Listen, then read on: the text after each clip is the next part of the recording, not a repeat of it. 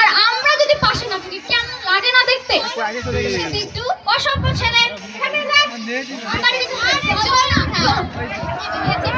ছেলে তুই জানিস আমাকে? আমি এই এলাকার চেয়ারম্যানের ছেলে, তোকে দেখাচ্ছি আমার পাওয়ার।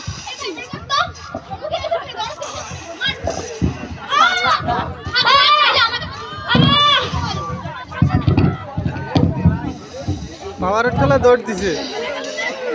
আজকে রাস্তা থেকে যাওয়ার সময় একটা ছেলে না আমাকে বিরক্ত করছিল।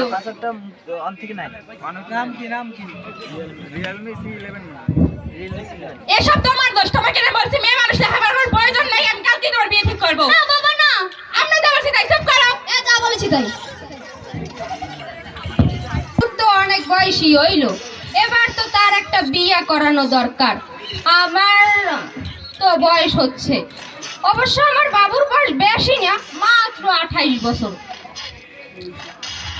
আমরা কোনো চিন্তা করবেন না মা ঠাকুরন, আমাকে বাবুর লাগে মাইয়ে দেখাই আসে।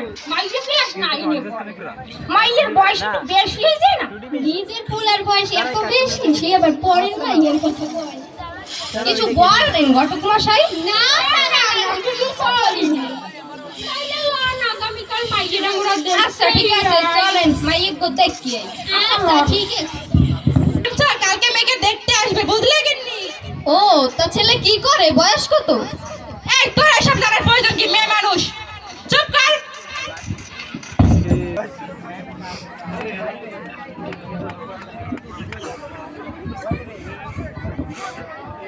আসেন বেয়াই আসেন, বসেন। বসুন বসুন বসুন বসুন, আপনারা বসুন। এই তো পড়তে আসো। ভাইজান মাইয়েরা আনলে ভালো হইতে না? এ কই গো, মাইয়েরে লই আসো।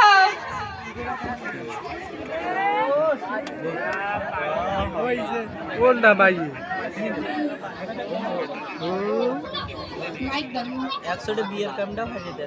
এই কি মাইয়া?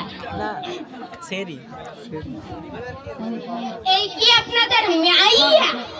হয় না না না, এই আমার বড় মাইয়া। ও তা মেয়েকে নিয়ে আসেন। এই যাও তুমি মেয়েকে নিয়ে আসো। তো আকর্ষণ রয়েছে।